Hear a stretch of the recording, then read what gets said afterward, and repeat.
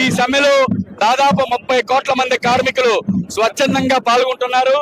ఈ సమ్మె కార్మికుల యొక్క భవిష్యత్తు కోసం, దేశ భవిష్యత్తు కోసం జరుగుతున్నటువంటి సమ్మె.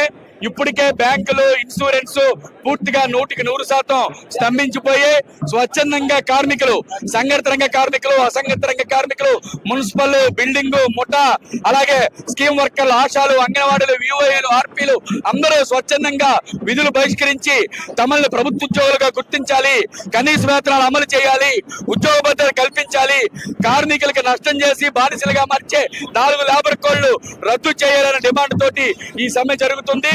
ఈ సమ్మె ద్వారా అయినా రాష్ట్రంలో ఉండే చంద్రబాబు నాయుడు ప్రభుత్వం, కేంద్రంలో ఉండే మోడీ ప్రభుత్వం కనువిప్పు కలిగి కార్మిక హక్కులను రక్షించడం కోసం ఈ ప్రభుత్వ విధానాలు ఉపసంహరించుకోవాలి, కార్మిక చట్టాలు పటిష్టంగా అమలు చేయాలి, లేబర్ కోడ్ రద్దు చేసే విధంగా ఒత్తిడి చేయాలి అని చెప్పేసి మేము డిమాండ్ చేస్తున్నాం.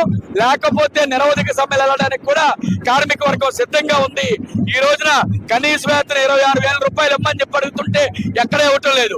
ఫిక్స్డ్ టర్మ్ ఎంప్లాయ్మెంట్ పేరుతోటి కార్మికులను బానిసల్లాగా పనిచేయించుకుంటున్నారు. ఏ హక్కులు లేకుండా 150 సంవత్సరాల క్రితం సాధించుకున్నటువంటి 8 గంటల పరిగణాన్ని ఈ రోజున మళ్ళీ 12 గంటలకి, 14 గంటలకి నెట్టేస్తూ ఉన్నారు. ఒక్క ముక్కలో చెప్పాలంటే కార్మికుల్ని యాజమానుల కింద, కాళ్ళ కింద బానిసల్లాగా చేసి కార్పొరేట్లకు వేలాది కోట్ల రూపాయలు గడించడం కోసమే ఈ లేబర్ కోడ్స్ ని తీసుకొని వచ్చారు. కాబట్టి లేబర్ కోడ్స్ ని ఆ నుంచి క్షా వరకు కూడా పూర్తిగా రద్దు చేయాలని మేము అఖిలపక్ష కార్మిక సంఘాల తరఫున డిమాండ్ చేస్తాం.